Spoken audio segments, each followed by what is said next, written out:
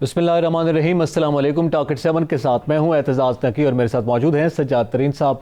नाज़रीन, आज के प्रोग्राम में सबसे पहले हम जिक्र करेंगे कि हुकूमत ने इलेक्शन कमीशन से मुस्ताफ़ी होने का मुतालबा कर दिया है। हुकूमत की जानिब से ये मुतालबा सामने आया है। इलेक्शन कमीशन पर शदीद तहफ़्फ़ुज़ात, उसके किरदार पर शदीद तहफ़्फ़ुज़ात का इजहार किया गया है। एक तो हम ये डिस्कस करेंगे, इसके साथ साथ हम बात करेंगे कि मरियम नवाज़ की ज़मानत मनसूखी की दरख्वास्त नैब की जानिब से कोर्ट में पेश की जा चुकी है। उस हवाले से ये जो इस वक्त मूवमेंट सामने आई है, इसका भी जिक्र करेंगे। सेनेट इंतखाब के बाद ये पेशरफ्त है। और इसके साथ साथ हम जिक्र करेंगे मौलाना फजलुर रहमान ने भी आज गुफ्तगू की, बिलावल भुट्टो जरदारी साहब ने भी गुफ्तगू की है। और मौलाना साहब ने गुफ्तगू के दौरान ये कहा है कि वो ज़ाती तौर पर ये समझते हैं कि लॉन्ग मार्च की अफादियत उस वक्त तक नहीं है जब तक पार्लियामेंट से इस्तीफ़े ना दिए जाएँ। लेकिन उन्होंने कहा कि ये मामला PDM का जो इजलास आइंदा रोज़ होगा उसमें ज़ेर बहस आएगा। इसके साथ साथ गुफ्तगू की बिलावल भुट्टो जरदारी साहब ने आज हैदराबाद में, तो उन्होंने गुफ्तगू करते हुए कहा कि PDM के उम्मीदवार सेनेट इंतखाब में कामयाब हो चुके हैं और वो चूँकि कोर्ट में उन्होंने चैलेंज किया हुआ है इन इंतखाब को, जो चेयरमैन और डिप्टी चेयरमैन सेनेट का इंतखाब था, उसके बाद अदालत का जो फैसला आएगा तब सबको मालूम हो जाएगा कि कौन जीता। वो इतने कॉन्फिडेंट क्यों हैं, इसको भी आज प्रोग्राम का हिस्सा बनाएंगे। और साथ ही कोरोना की जो बदलती हुई और खौफनाक सूरत हाल सामने आ रही है और फिर वैक्सीनेशन के जो मामला सामने आ रहे हैं उसको भी आज प्रोग्राम का हिस्सा बनाएंगे। सज्जाद तरीन साहब, सबसे पहले तो ये इलेक्शन कमीशन का खेल और इलेक्शन कमीशन का जिक्र, और बार बार उसके जिसका इलेक्शन के बाद भी इसका जिक्र हुआ, लेकिन उस वक्त हुकूमत का वर्जन कुछ और था। अब सेनेट इंतखाब के बाद और सेनेटर के इंतखाब के बाद इलेक्शन कमीशन के किरदार पर हुकूमत ने तहफ़्फ़ुज़ात का इजहार किया है और आज इलेक्शन कमीशन से वक्त की हुकूमत ये मुतालबा कर रही है कि वो मुस्ताफ़ी हो जाए।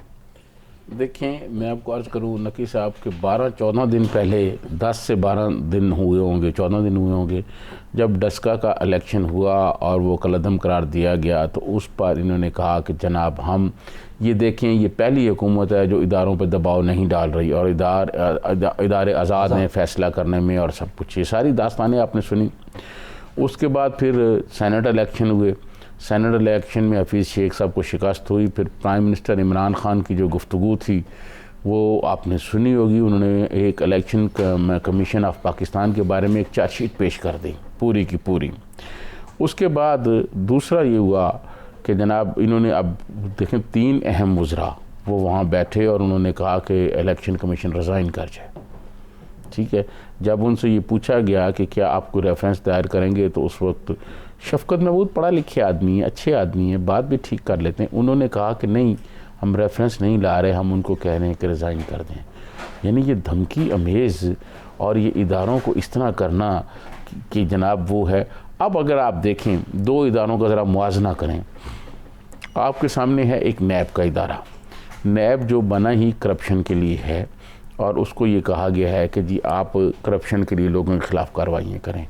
नैब की कारकर्दगी पर आपको पता है कि हमारे high courts, Islamabad high court के चीफ जस्टिस अतहर मिनल्ला साहब, सुप्रीम कोर्ट के चीफ जस्टिस ख्वाजा वो जो थे, अपना क्या नाम है, आसफ सईद ख्वाजा साहब, आसफ सईद खोसा साहब, पहले जिनके रिमार्क्स आए थे, आसफ सईद खोसा साहब, उन्होंने ये कहा कि हम बतौर इदारा ये समझते हैं कि नैब पॉलिटिकल इंजीनियरिंग के लिए इस्तेमाल हो रहा है। ठीक है, तो उस वक्त तो हुकूमत ने ये नहीं कहा कि नैब चेयरमैन रिज़ाइन कर जाए या नैब चेयरमैन ठीक नहीं कर रहा। नैब की तो ऐसे लगता है कि जैसे तर्जमानी करते हैं ये सारे वज़रा, जिसमें वो शहबाज साहब भी शामिल हैं, शहबाज गिल साहब भी, जिनको आज वहाँ लाहौर की एक अदालत में गंदे अंडे मारे गए हैं और उन पर जूते फेंके गए और स्याही है। ऐसा नहीं होना चाहिए। पॉलिटिकल कारकुनों के दरमियान हौसला होना चाहिए और मैं समझता हूँ ये अमल अच्छा नहीं है, हम इसकी मरम्मत करते हैं। वो भी जो एहसन इकबाल साहब को जूता मारा गया था वो भी अमल बुरा था, वो भी अच्छा नहीं था, ये भी अच्छा नहीं है। पॉलिटिकल कारकुनों को ऐसा नहीं करना चाहिए। नैब के बारे में क्या कुछ नहीं कहा गया, अदालतों की जानिब से, अपोजिशन की जानिब से, ख़ुद हुकूमत की जानिब से भी 1-2 वज़रा ने कहा चौधरी ने भी बयान दिए, वो भी रिकॉर्ड पर हैं। तो नैब के बारे में तो कभी नहीं कहा कि 4-6 वज़रा आके जमा हों और कहें जी वो प्रेस कॉन्फ्रेंस करें और ये करें। दूसरी बात यह है कि मैंने ये चेक किया, जब हुकूमती वज़रा जो हैं ये प्रेस कॉन्फ्रेंस कर रहे थे, उसके बाद जब उन्होंने ये बात कही तो एक बड़ा ऐलान था। तो मैंने फ़ौरी तौर पर मुख्तलिफ़ लोगों से बात की और हुकूमत के लोगों से मैंने पूछा, 2-3 अहम मिनिस्टरों से मेरी बात हुई। मैंने उनसे पूछा कि क्या वजह है कि आनन फानन आपने ये शुरू कर दिया है कि जी रिज़ाइन करें, ये करें। तो उनमें से 2 लोगों ने ये इस बात का ख़दशा ज़ाहिर किया कि जो फ़ॉरेन फंडिंग अकाउंट्स हैं उनके केस जो हैं वो उसके फ़ैसले कहीं आ ना जाएं और कहीं मसाइल ना पैदा हो जाएं उससे। तो उन सूरत हाल को तब्दील करने या बदलने के लिए ये सारा कुछ एक प्लान किया गया है कि आप समझते हैं फॉरेन फंडिंग केस की वजह से इलेक्शन कमीशन पर हुकूमत की जानिब से दबाव डाला गया है? मैं समझता हूँ कि ये, मैं नहीं समझता बल्कि मुझे ये 2 हुकूमती वज़रा ने ये बात कही है कि हमें इस बात का खदशा है, इसलिए हम चाहते हैं कि ये तब्दील हो जाएं। अगर ये तब्दील नहीं होंगे तो हम इसी तरह अपना प्रेशर बढ़ाते रहेंगे। देखें, जब प्राइम मिनिस्टर ऑफ पाकिस्तान जो हैं वो जब चार्जशीट पेश करें और उनके वज़रा चार्जशीट पेश करें तो आप ये बताएं इदारों का एहतराम और तकद्दस कहाँ गया? बिल्कुल सही है। इसी हवाले से गुफ्तगू करने के लिए हमारे साथ पाकिस्तान पीपल्स पार्टी की मारूफ रहनुमा और सेनेटर परवेश खान साहब हमारे साथ मौजूद है। बहुत शुक्रिया मैडम वक्त देने का। आपसे हम ये जानना चाहेंगे, आज हुकूमती वज़रा ने प्रेस कॉन्फ्रेंस करते हुए ये मुतालबा किया है हुकूमत की जानिब से कि इलेक्शन कमीशन मुस्ताफ़ी हो जाए और उनके खिलाफ जो चार्जशीट है वो आपके इल्म में है, पहले ही वज़ीर आज़म कौम से खिताब में उसका इजहार कर चुके हुए हैं। क्या मौक़िफ़ है आपका और आपकी पार्टी का इस पर? बहुत शुक्रिया जी। देखिए, ये जिस दिन से एक अवामी फैसला इनके खिलाफ आया है, हुकूमत के खिलाफ, उस दिन से मैं समझती हूँ कि हुकूमत की सुधबुध जो है वो बिल्कुल अकल मारी गई है और ये एक सोचे समझे प्लान के तहत जाते हैं कि क्योंकि अब इनका जो सर्वाइवल है वो जाहिर है स्टोलन इलेक्शंस और धांधली ज़्यादा इलेक्शंस नहीं है। वो इन्हें नजर आ रहा है कि जहां भी इलेक्शन कमीशन जरा सी शफाफियत से जोर देगा वहां ये इतनी बड़ी लीड से हारेंगे कि शायद जिसे कवर भी न किया जा सके। तो लिहाजा अब ये संजय प्लान का हिस्सा है किस तरह की बमबारी की जाए इलेक्शन कमीशन पर, ताकि जो अभी नक्शा नजर आ रहा है अगले 26 मार्च तक अगर लॉन्ग मार्च जो है वो शुरू हो जाती है तो फिर आप ना सिर्फ देखेंगे कि पॉलिटिकल पार्टीज बल्कि अवाम की एक बड़ी तादाद भी उसमें शामिल होगी जो इनके मुतासरीन है इस जुल्म के जो इस वक्त मुल्क पर हो रहा है। और उसके नतीजे में मामलात एक इलेक्शन की तरफ जा सकते हैं, नए इलेक्शन की तरफ, और उसी को जो है मद्देनजर रखते हुए प्रीएम्प्ट करते हुए ये चाहते हैं कि ये आखिरी हरबा ये है कि अपनी मनपसंद जो है ये इलेक्शन कमीशन में अपने मनपसंद लोग जो है भर्ती करें ताकि फिर उस इलेक्शन को मैनेज किया जा सके। इसके अलावा इसमें और कोई ऐसी रॉकेट साइंस नहीं, लेकिन इंतहाई अफसोस इसलिए है कि ये हम सबको भाषण देते हैं रोज इदारों का एहतराम करो, इदारों का एहतराम करो, और खुद हर इदारे से कौमी सलामती के इदारों से लेकर आज इलेक्शन कमीशन तक ये लोग उस पर बमबारी कर चुके हैं। आज इलेक्शन कमीशन इनकी करते, लेकिन जो पॉलिटिकल पार्टीज हैं जाहिर है जिनको अपने मफादात के अलावा इस मुल्क की बका और इस्तेहकाम की फिक्र है, वो लिहाजा बिल्कुल इसके खिलाफ खड़ी होंगी। और हम समझते हैं कि इस वक्त तमाम पॉलिटिकल पार्टीज को इलेक्शन कमीशन के सामने खड़े होना चाहिए और जो शर्मंदगी हो रही है इससे उन्हें बचाना चाहिए। परवेश खान, ये नैब के बारे में तो चीफ जस्टिस आसफ सईद खोसा साहब ने भी ये कहा था कि उनके अपने रिमार्क्स थे कि हम समझते हैं कि बतौर इदारा ये पॉलिटिकल इंजीनियरिंग के लिए इस्तेमाल हो रहा है। फिर इस्लामाबाद हाई कोर्ट के भी जो जजेस साहबान हैं उनके भी रिमार्क्स हैं, उस पर तो हुकूमत ने ये नहीं कहा कि नैब में तो कोई तब्दीली होनी चाहिए, ये नैब चेयरमैन रिज़ाइन कर जाए। लेकिन इलेक्शन कमीशन जिसके डस्का के बाद उन्होंने खुद ये कहा था कि इदारे आज़ाद हैं और वो खुद वो काम कर रहे हैं। लेकिन ये क्या हो गया कि आनन फानन ये 3 वज़रा बैठ के प्रेस कॉन्फ्रेंस और मुतालबा कर रहे हैं, पहले प्राइम मिनिस्टर ने चार्जशीट पेश की। देखिए, बात यह है कि अभी तक नैब जो है वो इनकी तरफ नहीं मुड़ी ना, तो इसलिए इस वक्त तक इन्हें, क्योंकि शॉर्ट साइटेड हैं, पॉलिटिकल सियासी समझबूझ रखते नहीं हैं, लिहाजा ये समझ रहे हैं कि ऐसे ही रहेगा मामला। इनको ये नहीं है कि मुल्क के मामलात पलटते और मामलात जो है वो ऊपर से तलपट होते में आप बताइए कितनी देर लगती है। लिहाजा इनको ये समझ नहीं, और ये अभी इस इस वक्त ये समझ रहे हैं कि नैब जो है वो हमेशा ऐसे ही रहेगी और मामलात इसी तरह रहेंगे कि ये जो है लाडले रहेंगे। ऐसा नहीं होता। आप जानते हैं कल के लाडले जो है आज जो है वो एग्जाइल में है। हमने ये सब देखा है और इसको देखते हुए ही पीपल्स पार्टी ने उस वक्त नून लीग से भी कहा था कि मामला जो है इनको हम सेटल कर लें कानूनी तौर पर। लेकिन आज आपने देखा कि यह रुकेगा नहीं। ये तो जो है एक मामला जो है जहां से शुरू होते हैं घूम के वहीं आते हैं। तो लिहाजा आज बाकियों ने भुगता, कल इनकी बारी आएगी, फिर आप देखेंगे कि नैब पर भी गोलाबारी होगी। अच्छा, अगर उस वक्त तक ये बुजरा इनके साथ रहे, जो मुझे उम्मीद नहीं है, क्योंकि वो तमाम लोग हैं जो पहले ही दूसरी पार्टीज में अपनी दरखास्तें भेज रहे हैं। पलवाशा खान, ये क्या हो रहा है हमारे पॉलिटिक्स में कि लोग एक दूसरे को बर्दाश्त नहीं कर रहे हैं। आज शहबाज गिल साहब को गंदे अंडे मारे गए हैं और उनके मतलब स्याही फेंकी गई है उनके मुंह पर, उनके हाथों पर फेंकी गई है। ये इतना तशद्दुद क्यों आ गया हमारी सियासत में? आपको याद होगा कि एहसन इकबाल साहब थे वजीर दाखिला, जिस किस्म की शर्मंगेजी पैदा की गई थी, उनको गोली मारी गई थी, उन पे स्याही, उन पे क्या नाम है, हमारे डिफेंस मिनिस्टर थे ख्वाजा आसिफ पे स्याही फेंकी गई थी, मियां साहब पे जूता फेंका गया था। लिहाजा ये तमाम नफरत के बीज जो है ये बोए हैं, तो ये तहरीक इंसाफ में बोए हैं। वरना कहीं एक लकीर जरूर होती थी जिससे मुखालिफिन पार नहीं करते थे। घर की खवातीन और घर के मामलात और ये बदतहजीबी जो है उसकी भी एक हद होती थी। ये हद इन्होंने खुद पार की। आपको याद होगा जहां देखते थे दो मुखालिफिन को वहां नारे लगाते थे गो नवाज गो, आपको बिल्कुल याद होगा। ये तो मैं इसको कंडोन तो नहीं कर सकती, लेकिन आप ये खुद देख लें कि इन्होंने ये तमाम नफरत के बीज बोए और आज वो फसल पक के तैयार खड़ी है। तो फिर आग पर नहीं देखती ना कि आपका घर जल रहा है या मेरा जल रहा है, आग तो फिर फैलती है। और यही ज़ियाउल हक ने किया। आज तक हम उसका खमियाजा भुगत रहे हैं।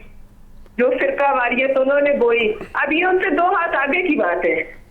ये तो आपके जो सियासी आइडियोलॉजीज हैं उस पर मबनी तशद्दुद। आपने देखा कि जब ये उसके पार्लियामेंट के बाहर हुआ था उसी दिन नजर आ रहा था ये फैली का।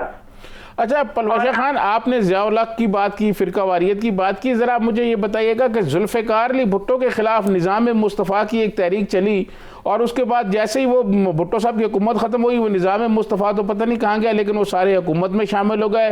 प्राइम मिनिस्टर इमरान खान रियासत मदीना बनाने की बात कर रहे हैं, लेकिन 2.5-3 सालों में कोई रियासत मदीना की कोई चीज़ सामने तो नहीं आई।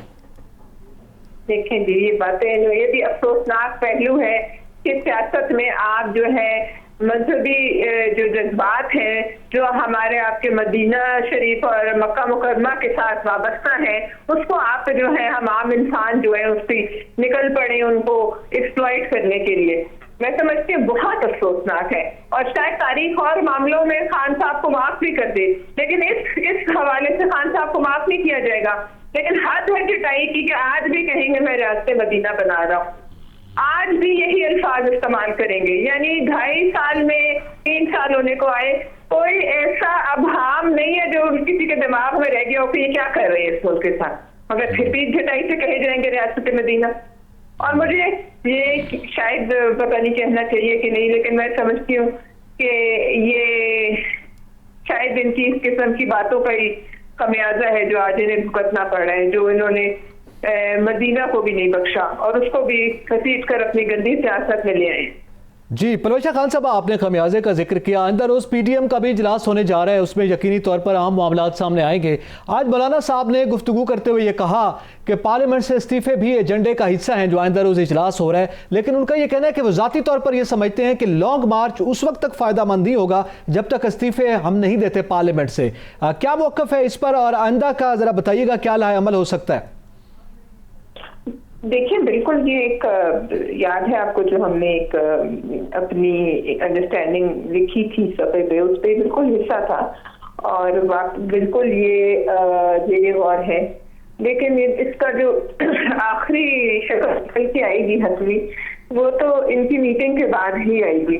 और मेरे ख्याल में कल है शायद मीटिंग, इसके बाद जो शक्ल आएगी तो तमाम पॉलिटिकल पार्टीज इस चीज पर एग्री करेंगे, पीडीएम की जमातें, वो हतमी और आखिरी शक्ल होगी, उससे फिर कोई बाहर नहीं होगा।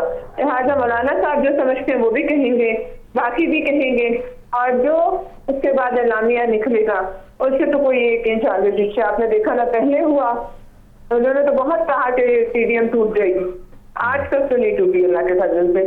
और मेरे ख्याल में कुछ लॉन्ग मार्च, कुछ इनके जुल्म और ज्यादतियां जो हो रही है आवाम पर, जिस हिसाब से महंगाई, बदअमनी, बेरोजगारी और मायूसी बढ़ रही है, ये सब जो है ये फैक्टर्स जो है ये बीच में शामिल होंगे और आप देखेंगे कि इस मुल्क में किस तरीके से जो है इनकलाब आता है। बहुत शुक्रिया परवेश खान साहब, आपने बड़ा कीमती वक्त दिया और हमसे गुफ्तगू की है। अब सजाद तरीन साहब, एक तो ये मामला इलेक्शन कमीशन से मुस्ताफ़ी होने का मुतालबा, मेरे ख्याल में पहले इस पर बात कर रहे हैं, फिर थोड़ा आगे भी बढ़ते हैं। जो अभी परवेश साहब ने बात किया आइंदा के इजलास के हवाले से और लाहे अमल के हवाले से, मेरा सवाल ये है क्या ये पहली मरतबा ऐसा हो रहा है? क्योंकि हमने माजी में ये देखा कि सेनेट का इलेक्शन हो, चलें खैर वो तो उसमें अपोजिशन जीत गई थी सेनेटर के उसमें, लेकिन कभी भी इंतखाबात के हवाले से हर हारने वाली पार्टी जो है वो इदारे पर बेखुसूस इलेक्शन कमीशन के हवाले से भी तहफ़्फ़ुज़ात का इजहार करती है, धांधली का रोना रोती है। क्या पहले ऐसे हुआ कि हुकूमत वक्त ने इस नौयत का मुतालबा किया हो एक इदारे से कि वो सब के सब मुस्ताफ़ी हो जाएं? देखें, मैं आपको अर्ज़ करूं कि ऐसा नहीं हुआ, लेकिन हुकूमतों के जमहूरियत में हुकूमत और इदारे आपस में उनके दरमियान जो है वो माज़ाराई चलती रहती है, लेकिन इस तरह की नहीं होती कि आप बाकायदा आके कहें कि जी आप रिज़ाइन कर दें और ये कर दें।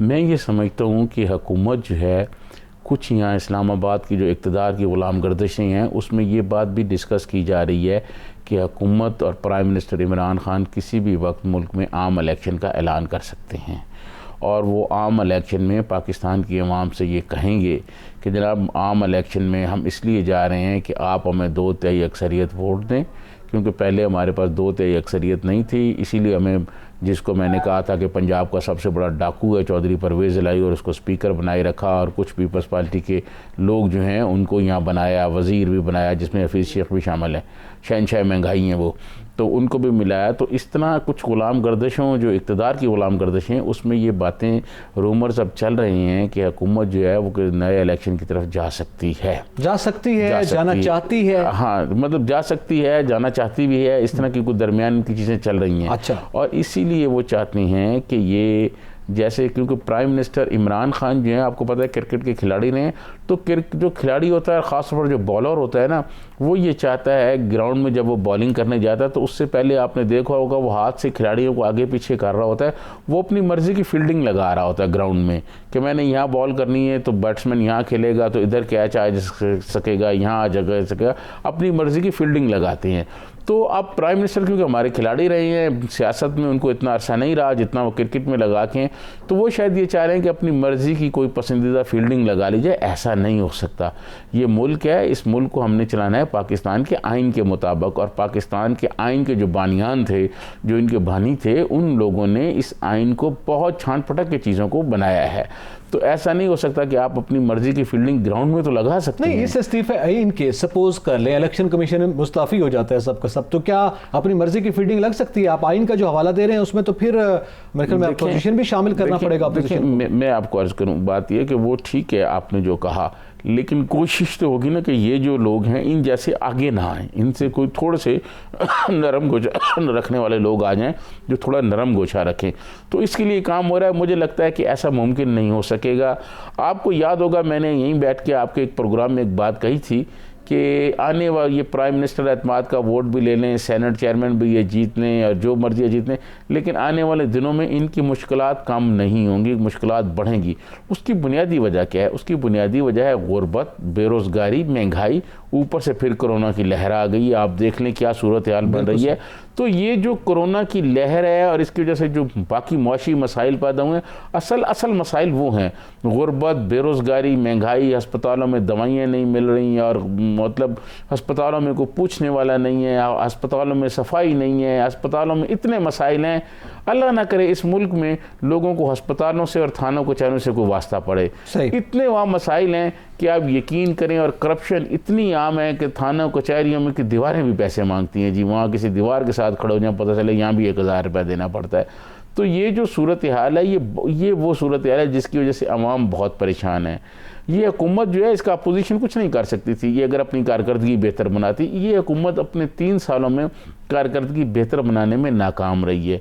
ये जो एक से एक सुकरात सामने आकर रोज़ प्रेस कॉन्फ्रेंस करता है, इनसे आप इनकी वजारतों के बारे में पूछें कि इन्होंने अपनी वजारतों के बारे में क्या किया है। नेशनल हाईवे के एक आदमी ने प्रेस कॉन्फ्रेंस करके बताया है परसों वजीराबाद में, वो कल हम लेंगे प्रोग्राम में, कि उसने ये कहा है कि जनाब ये कौन कौन से अफसरान हैं जो करप्शन में मुलव्वस हैं। ये चीजें करने वाली करप्शन रियासत हमने वो इशू पहले रेज किया था अपने प्रोग्राम में, जिस पे ये प्रेस कॉन्फ्रेंस भी सामने आई है और इस पर एक प्रेस कॉन्फ्रेंस आई है और बहुत सारे सबूत आए हैं। ये हम इंशाल्लाह अगले एक आधे दिन में ये करेंगे डिस्कस। तो ये वो चीजें हैं जिनको आपने रोकना है, वो कारकर्दगी बेहतर बनाने में। आप देखें, मैं आप नकी साहब आप कमाल करते हैं, हमारा ज़राई मुल्क है, ज़राई मुल्क है और यहाँ गंदम और आटे का, मैं अभी पिछले हफ्ते जनूबी पंजाब में गया हुआ था, मैंने वहाँ देखा है। आप यकीन माने कि नाकस आटे के ट्रक आते हैं और लोग लाइनों में खड़े होते हैं लेने के लिए, और आधे लोगों को मिलता है और आधे गरीब लोग जो हैं वो बगैर आटा लिए घर जाते हैं। ये ज़राई मुल्क है जी। वो चोर था नवाज शरीफ, वो डाकू थे, उनको आप जो मर्जी करें। उनके दौर में चीनी 50 रुपए थी, चीनी 105 नहीं थी। अब आप देखें चीनी कहाँ चली गई, ये गंदम कहाँ चली गई।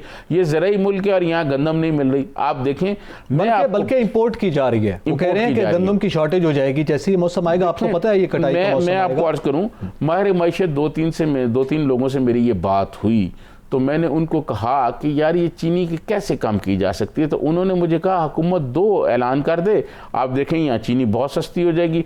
एक तो हुकूमत ये ऐलान कर दे कि जनाब जितने लोग जो जितनी शुगर्स मिलों को हम सब्सिडी दे रहे हैं, सब्सिडी ख़त्म, जितनी मर्जी चीनी बनाए और बेशक एक्सपोर्ट कर दें। और दूसरी तरफ हुकूमत ये ऐलान कर दे कि इम्पोर्ट पर कि जो बाहर से आप चीनी लेके आते हैं जितनी मर्जी ले लें, उस पर एक्साइज ड्यूटी नहीं होगी, ड्यूटी ख़त्म कर दें। उसने कहा आप देखें एकदम चीनी जो है वो नीचे आ जाएगी। लेकिन हुकूमत ऐसा नहीं करेगी। क्यों? कि शुगर माफिया आपको पता है हर पार्टी में, और इस पार्टी में तो बहुत ज्यादा है। प्राइम मिनिस्टर खुद ये कहते रहते हैं कि जी माफी हैं। तो ये जो सूरत नहीं, वो माफिया तो दूर हो चुका है ना। मसलन एक ज्यादा जिक्र इस हुकूमत के हवाले से जहांगीर तरीन साहब का किया जाता है, वो तो बाकी लोग तो हैं ना। सबसे ज्यादा आप देखें छान पटक करें तो सबसे ज्यादा शुगर मिलों वाले तो इनके पास बैठे हुए ना। कोई भी हो, देखें जब आप रियासत मदीना बनाने चाहते हैं, चाहे आप क्यों चाहे मुखालिफ हों, फिर सजा तो सबके लिए एक जैसी होती है ना। ये नहीं होती कि आप रियासत मदीना कहेंगे अपने लोगों को माफ करते रहें और दूसरों को सजा देते हैं। चलें ठीक है, इस पे भी मजीद बात करते हैं और फिर जो पीडीएम का और अपोजिशन का इस वक्त लाया अमल है उसका भी जिक्र करेंगे। एक ब्रेक के बाद हमारे साथ रहिएगा।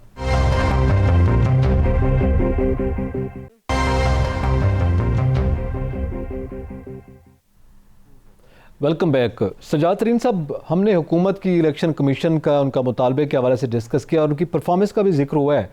मेरा अब सवाल है जो दूसरा रुख है सिक्के का, और वो है अपोजिशन। ज़ाहिर है और अपोजिशन आइंदा रोज़ आपको पता है पीडीएम का इजलास होने जा रहा है, लेकिन आज बड़ी बयानात जो हैं उनके भी चलते रहे हैं। मरियम नवाज़ साहबा का जो केस है उसको लेकर भी बड़े बयानात सामने आते रहे हैं। लेकिन मरियम नवाज़ साहबा के केस से पहले ज़रा पीडीएम के आइंदा का जो इजलास है उसका मैं जिक्र कर लूँ। आज मौलाना साहब की आपने गुफ्तगू सुनी है, आप क्या देख रहे हैं? अभी परवश साहब ने भी कॉमेंट किए हैं कि वो एलामिया जारी होगा, लेकिन ऐसा लग रहा है जो लफ्ज़ इस्तेमाल किया मौलाना साहब ने कि मैं ज़ाती तौर पर ये समझता हूँ कि लॉन्ग मार्च उस वक्त तक फ़ायदा मंद है जब तक इस्तीफे ना आए, तो वो अभी तक नज़र आ रहे हैं अपने उस मुतालबे के साथ, वो अपोजिशन से मुतालबा कर रहे हैं। और एक सवाल जब किया गया कि दीगर जमातें, आज जब प्रेस कॉन्फ्रेंस में एक सहाफ़ी ने सवाल किया मौलाना साहब से कि दीगर जमातें बिलखुसूस पाकिस्तान पीपल्स पार्टी और वो ज़्यादा कन्विंस दिखाई नहीं दे रहे थे, आप कन्विंस थे, तो इस पर आपका क्या ख्याल है? तो उन्होंने कहा आप ठीक कह रहे हैं लेकिन हम ये डिस्कस करेंगे। देखिए, मैं आपको अर्ज़ करूं कि पीपल्स पार्टी इलेक्शन अभी फ़ौरी तौर पर ये कहा जाए कि वो रिज़ाइन देगी तो मेरा ख्याल जवाब होगा नो। पीपल्स पार्टी रिज़ाइन नहीं देगी। अच्छा, पीपल्स पार्टी सिंध गवर्नमेंट की कुर्बानी क्यों दे? ठीक है जी, उसकी कोई ना कोई वजह तो बताई जाए ना।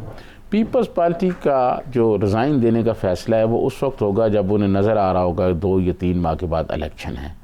अगर तो 2-3 माह के बाद पीपल्स पार्टी को इलेक्शन नज़र आए तो वो मौलाना की बात पर यकीनन ये करेंगे कि जी ठीक है रिज़ाइन कर दें। अगर उनको अगले 2-3 माह में इलेक्शन नज़र नहीं आ रहे तो पीपल्स पार्टी रिज़ाइन नहीं करेगी। पीपल्स पार्टी उनको ये कहेगी, जैसे पहले मैंने कहा था और फिर वही हुआ, पीपल्स पार्टी उनको कहेगी जी आप बिल्कुल ठीक कह रहे हैं, हम तैयार हैं, लेकिन हमें टाइम दिया जाए, हम अपनी सेंट्रल एग्जीक्यूटिव कमेटी से बात करते हैं। फिर सेंट्रल एग्जीक्यूटिव कमेटी में जाएगी, फिर वहाँ चीज़ें डिस्कस होंगी, फिर उस वक्त तक कोई और नई सूरत इशू आ जाएगा, फिर उधर वो मसरूफ़ हो जाएंगे। जहाँ तक इलेक्शन देने इस्तीफ़े देने की बात है पीपल्स पार्टी मेरा नहीं ख्याल कि वो इस्तीफे देगी जब तक कि उसको ये नज़र ना आए कि इलेक्शन 2-3 महीने में आ रहे हैं। देखिए अगर अभी पीपल्स पार्टी इलेक्शन वो करे, इलेक्शन भी ना हो और वो इस्तीफे दे दे तो उनकी तो सिंध गवर्नमेंट चली जाएगी ना। और सिंध में कोई जैसे मुजफ्फर शाह साहब जिन्होंने इलेक्शन कराए हैं, सेनेट के इलेक्शन में जो बैठे हुए थे साहब, वो इन जैसा कोई ऐसा आदमी जो आ जाए चीफ मिनिस्टर में आ जाए तो वो तो इन सब के ख़िलाफ़ पाकिस्तान बनने से पहले के भी जो मुकदमात हैं वो भी इन पे बना देंगे कि जी फ़लाँ जगह क्योंकि पाकिस्तान बनने से पहले ये हुआ था लिहाजा वो भी आप पर मुकदमा डाल दिया जाता है। आप ये कह रहे हैं सेनेट इंतखाब में मुजफ्फर शाह साहब का रोल है, सजाद तरीन साहब? नहीं, मुजफ्फर शाह साहब जैसा कोई आदमी, मैं उस पर भी आता हूँ इलेक्शन पर। मुजफ्फर शाह साहब जो हैं वो मशहूर हैं कि उनकी सारी सियासत पीपल्स पार्टी और भुट्टो दुश्मनी में गुजरी है। वो हमेशा कोई मौका नहीं अपना हाथ से जाने देते जो पीपल्स पार्टी की मुखालफत में ना हो। मतलब वो हर कोई ना कोई ऐसी चीज़ तलाश करते रहते हैं जिससे इनकी पीपल्स पार्टी को कोई नुकसान पहुँचे, कोई डैमेज पहुँचे।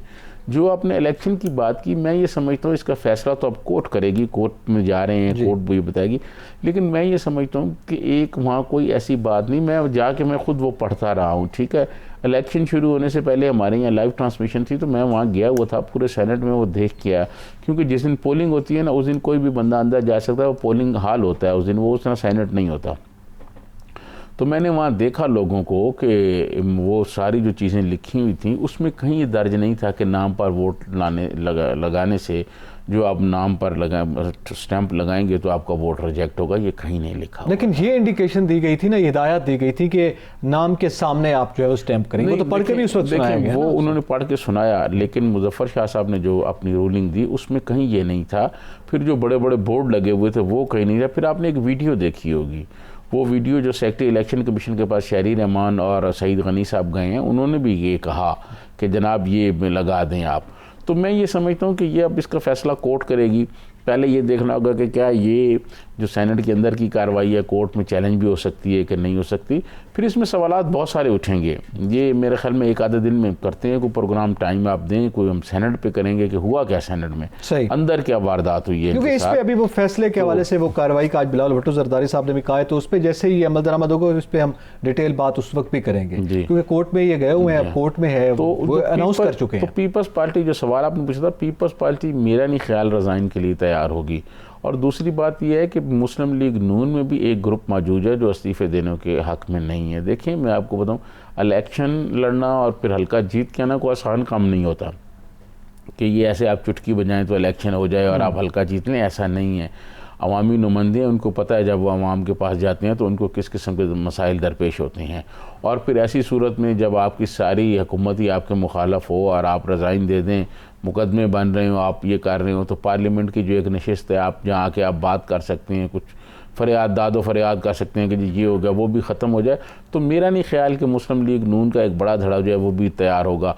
लेकिन आने वाले दिनों में पीडीएम जो है वो प्रेशर बढ़ाएगी, जैसे उन्होंने सेनेट के इलेक्शन पे बढ़ाया, जैसे उन्होंने चेयरमैन सेनेट के इलेक्शन पे बढ़ाया, जैसे उन्होंने खुफिया कैमरे पे बनाया।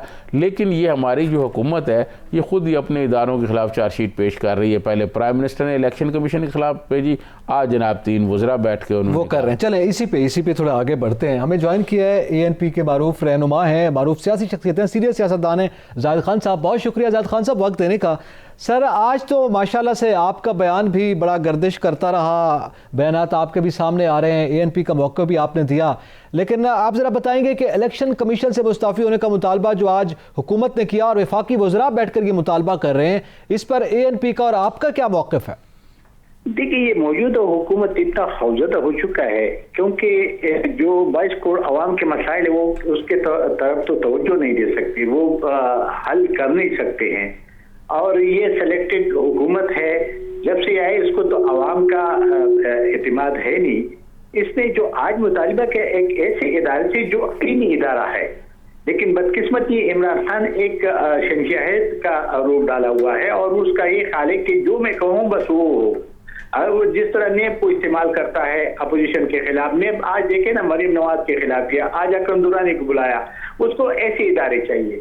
तो वो नेब और इलेक्शन कमीशन में जमीन आसमान के फर्क है, क्योंकि इसका भी दर्जा हाई कोर्ट सुप्रीम कोर्ट के बराबर है।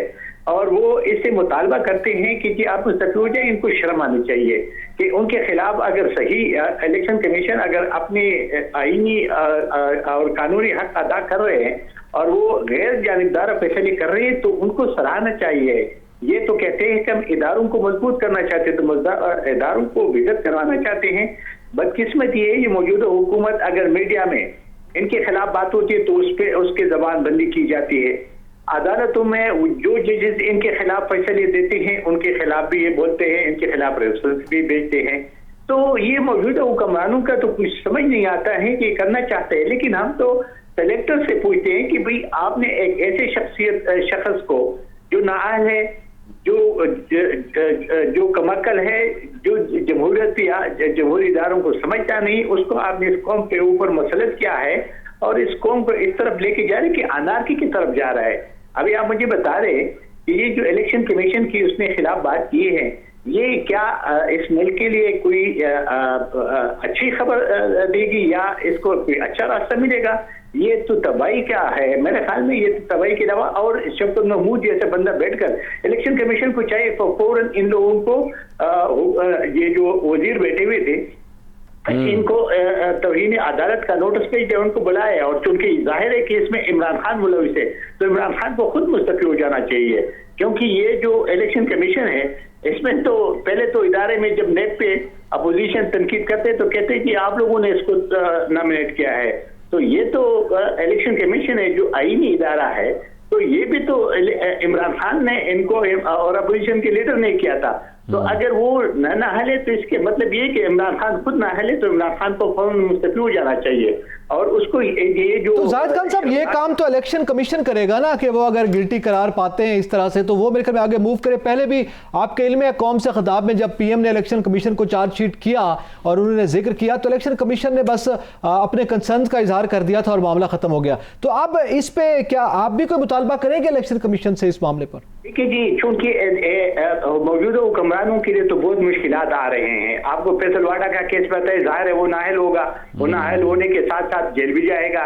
वो इमरान खान का जो एटीएम कार्ड है, दूसरा जो फॉरेन फंडिंग केस है, ये प्रेशराइज कर रहे हैं इलेक्शन कमीशन को। इनको पता है कि हमारे इस मुतालिबे से कुछ नहीं हुआ क्योंकि सारा अपोजिशन, और मुझे तो हैरत है कि वो शौकत महमूद कह रहे हैं कि सारे पॉलिटिकल पार्टीज, भाई कौन से पॉलिटिकल पार्टी की बात कर रहे हैं आप? इमरान खान के स्पोक्समैन है उसकी बात करते हो, बाकी पीडीएम तो आप तो पीडीएम का स्पोक्समैन न बने भाई। ये आप सही कह रहे हो और हम कहते हैं कि इलेक्शन कमीशन को एक्शन लेना चाहिए। अगर पहले इलेक्शन कमीशन एक्शन लेता तो आज ये नौबत ना थी। और कम से कम ये जो 3 वजीर बैठे हुए थे इनको तो कंटेम्प्ट कोर्ट का नोटिस दे रहे, इसलिए ताकि आइंदे के लिए कोई ऐसे हरकत न करे कि जो इन मौजूदा हुक्मरानों ने की है। हम समझते हैं कि उन सेलेक्टर्स को भी सोचना चाहिए कि इसने एक ऐसे नाअहल शख्सियत को इस मुल्क में मुसल्लत किया है कि हमारे माशी तबाहाल हुआ है, हमारी महंगाई उरूज पे है, हमारी बेरोजगारी है, आवाम को कुछ मिल नहीं रहा। और ये ऐसे बातें करते हैं कि सारे मीडिया सब लोग उस तरफ लग जाती है और जो आवाम के असल मसाइल उसकी तवज्जो हट जाती है। जाहिद खान साहब, कल पीडीएम का इजलास होने जा रहा है और आज मौलाना फजलुर रहमान ने भी ये कहा है कि मैं ज़ाती हैसियत में समझता हूँ कि रिजाइन पहले हो। पीपल्स पार्टी क्या रिजाइन देगी? क्या वो सिंध हुकूमत कुर्बान करेगी? देखिए जी, सिंध हुकूमत की तो अभी फिलहाल तो नौबत नहीं आएगी ना। फिलहाल तो नौबत आएगी नेशनल असेंबली की। आपको याद होगा कि इसके खिलाफ जब परवेज मुशर्रफ के खिलाफ हुआ तो अपोजिशन ने टोटली उससे नेशनल असेंबली से इस्तीफा दिया था। तो जाहिर है कि पीपल्स पार्टी का तो ये सोच फिक्र है, क्योंकि देखिए हर पार्टी का अपना एक सोच होता है, लेकिन जो पीडीएम मजबूरी फैसले करते हैं फिर उस पर सारे अमल करते हैं।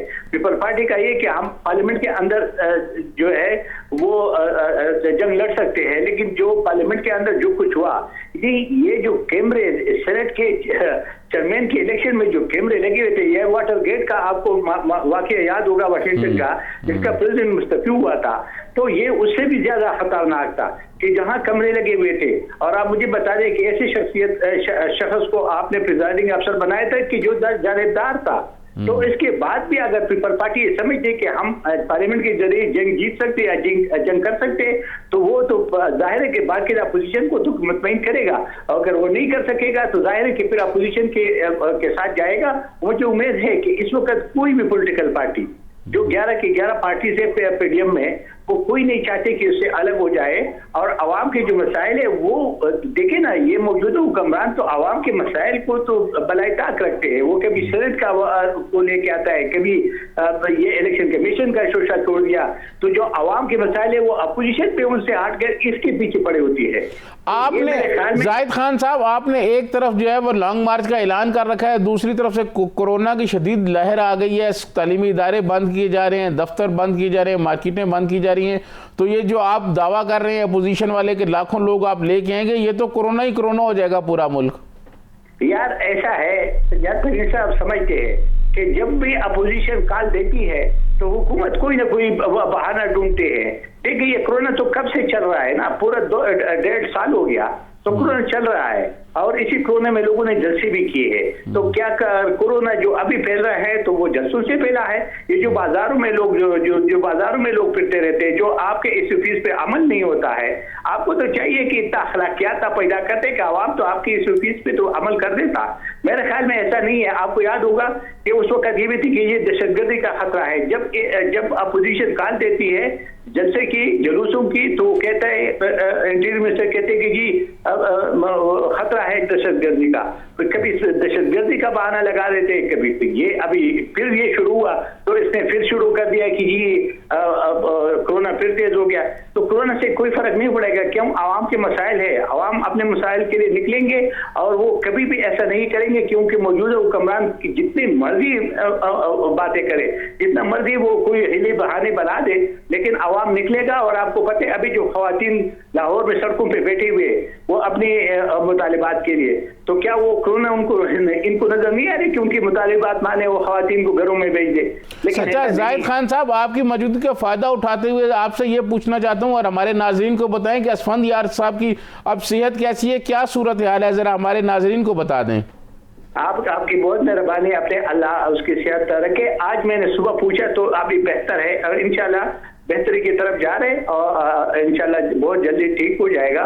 और कौम से हमारे और आप सब दोस्तों से अपील है कि उसके लिए दुआ करें, क्योंकि दुआओं में बहुत बरकत होती है और अल्लाह उसको सेहत दे। और वो चूंकि आपको पता है कि वो एक ऐसा लीडर है कि शायद इस वक्त इसे पाई के लीडर्स बहुत कम मिलते हैं, क्योंकि हमारे इस खानदान ने कुर्बानियां अंग्रेज के दौर से, आज़ादी के दौर से लेकर आज तक कुर्बानियां दी जमहूरियत की, जमहूरी इदारों के लिए। और अब ये असफंद यार खान भी उसी में सिलसिला है। तो अभी बेहतर है उसकी आवाज मुतमईन हो, लेकिन दुआ की अपील सबसे करते हैं कि दुआ उसके लिए करे ताकि उसको जल्द सेहतयाब जी इंशाअल्लाह जल्द सेहतयाब होंगे। बहुत शुक्रिया जाहिद खान साहब, आपने कीमती वक्त और हमसे गुफ्तगू की। जातरीन साहब, अब ये मामला जो अभी जाहिद खान साहब से डिस्कस हुआ है, ऐसा लग रहा है कि जो PTM का आइंदा का इजलास है, आइंदा रोज़ का, उसमें अपोजिशन की दीगर जमातें पीपल्स पार्टी से हटकर ऐसा लग रहा है कि पीपल्स पार्टी पर ये दबाव होगा दीगर जमातों की जानिब से कि इस्तीफा दें या फिर सबको मुतमईन करे पाकिस्तान पीपल्स पार्टी। जाहिद खान साहब की आपने गुफ्तगू सुनी है, मुझे ये तासुर है। इसमें एक बात जो जाहिद खान साहब ने कही है कि अभी सूबों के नहीं, अभी सबसे पहले जो मरकज़ से, कौमी असम्बली से रिज़ाइन करने हैं। तो मेरा ख्याल है अगर सूरत हाल कोई ऐसी गंभीर बनती है और पीपल्स पार्टी ये समझती है कि रिज़ाइन देने से अब सूरत हाल जो है हुकूमत के लिए और मुश्किलात पैदा कर देगी, तो फिर मुमकिन है कि वो कौमी असम्बली से इस्तीफ़े दे दें।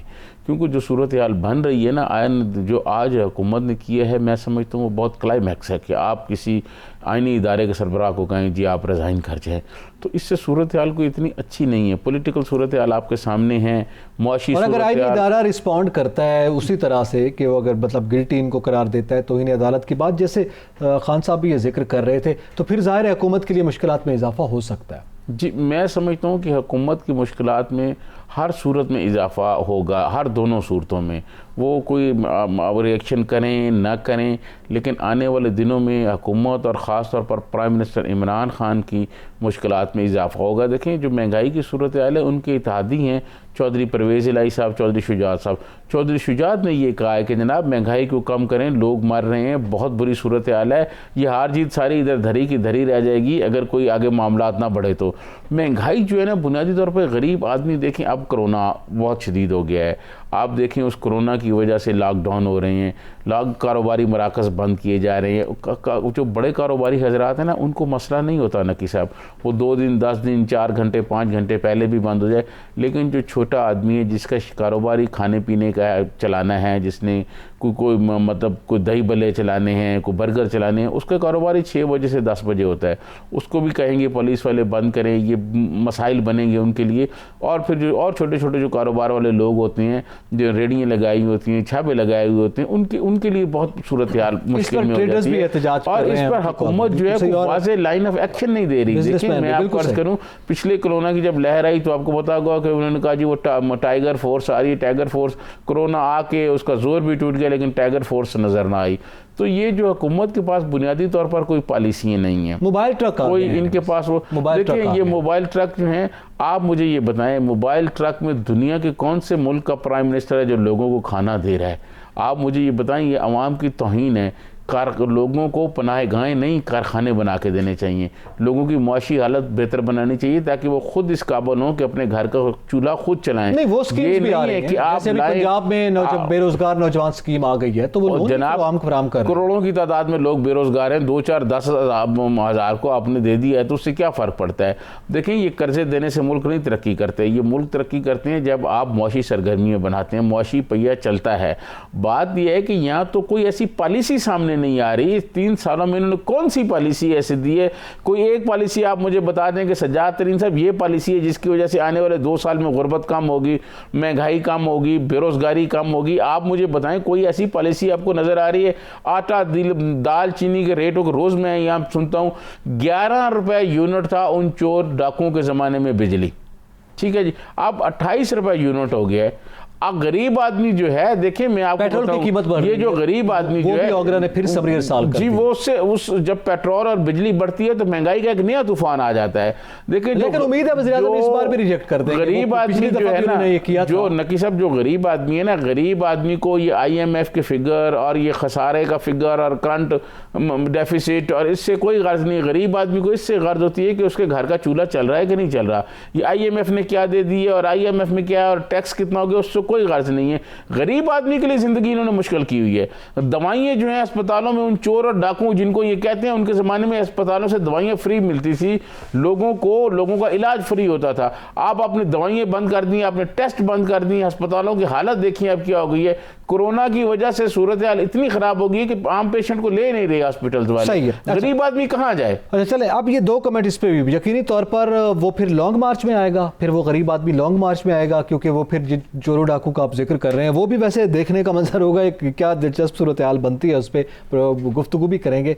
मरियम नवाज साहबा को नैब के हवाले से ज़मानत मनसूखी की इस्तदा जो है वो कोर्ट में आज दी गई है और उसमें वो डिप्टी अटॉर्नी जनरल आए, लेकिन उनको दलाल से रोका है कोर्ट ने। तो आपको क्या लग रहा है आने वाले दिनों में? और ये कोर्ट के 2 मामलात हैं, एक तो पहले ज़रा मरियम नवाज साहबा के जवाब देते हैं, फिर एक और भी मामला है, वो भी मैं आपसे जवाब देखिए। मैं आपको अर्ज़ करूँ, मरियम नवाज साहबा के बारे में जो नैब ने एक प्रेस रिलीज जारी की है वो तो बहुत ही अजीब व गरीब थी कि जी उन्होंने इदारों पर तनकीद की है और कौमी सलामती के इदारों पर वो तनकीद करती हैं। देखें, अगर वो कौमी सलामती के इदारों पर तनकीद करती हैं और हुकूमत ये समझती है कि ये तनकीद मुल्क और कौम के मफाद में नहीं है, तो कानून मौजूद है, आप उन पर FIR दर्ज कर देना। तो वही तो ये तो FIR नहीं दर्ज कर रही है, तो चौधरी शुगर मिल में वो जो जमानत पे थी उस पे वो जो है मुतरक हो गई है। और देखिए शहजाद अकबर साहब गए थे और फाइल करवाने के लिए। देखिए मैं आपको अर्ज कहूँ कि शहजाद अकबर साहब गए, वो शहजाद अकबर साहब के बारे में मुस्लिम लीग वाले सारी वजाहतें बताते रहते हैं। आप देखिए, मैं आपको अर्ज करूँ कि अगर आपने वो मरियम नवाज को कब, आज कोर्ट ने भी पूछा है ना कि आपने कब बुलाया जी, 7 माह पहले आपने बुलाया था, उसके बाद तो दोबारा नहीं बुलाया, वो लाहौर में रहती है ना। मरियम नवाज को बुलाएं आप, जब सुबह शाम जब आपका दिल चाहे बुलाएं उनको और नोटिस दें और उनसे पूछें, इंक्वायरी करें। लेकिन ये करना मैं आपको अर्ज करूँ नकी साहब, ये जेल का खौफ भी पॉलिटिकल आदमी के लिए सिर्फ एक ही दफ़ा होता है। जब वो जेल में चला जाता है ना और एक दफ़ा जेल देख आता है, फिर उसके लिए जेल का कोई मसला नहीं रहता, ना वो जेलों से डरता है। उसको पता है फिर ठीक है जेल में जाना है तो फिर जाना है। मोहतरमा बेनज़ीर भुट्टो को आप देखें, दो छोटे छोटे से इक़्तिदार है, एक 18 महीने का, एक 24 महीने का है। उनके अलावा 35 साल उनकी ज़िंदगी जो है वो स्ट्रगल, उनकी जदोजहद करते हुए गुजरी है। तो मैं ये समझता हूँ कि अब ये डराना ये बड़ा मुश्किल हो गया कि आप जेलों से किसी को डराएं, मुखालफिन को, या आप गिरफ्तार करें। आज की बॉडी लैंग्वेज जो है वो मरियम साहबा की वो थोड़ा सा, जब तक मैं आपको अर्ज करूं, नहीं मैं आपको अर्ज करूं कि बेशक वो मरियम को पकड़ लें, वो पहले भी जेल में रही है, तो क्या आप समझते हैं कि ये अगर मरियम को पकड़ लेंगे, मोहतरमा मरियम नवाज साहबा को जेल डाल देंगे तो पीडीएम की सरगर्मियां रुक जाएंगी? इससे वो तो फजलुर रहमान साहब ने आज बड़े ज्यादा तेज हो जाएंगी। आप अगर बिलावल भुट्टो को पकड़ लें, पहले आपने सदर आसफ अली जरदारी को और उनकी बहन को नहीं पकड़े रखा, तो क्या इनकी अपोजिशन की सरगर्मियां कम हो गई हैं? वो पहले से तेज हो गई हैं।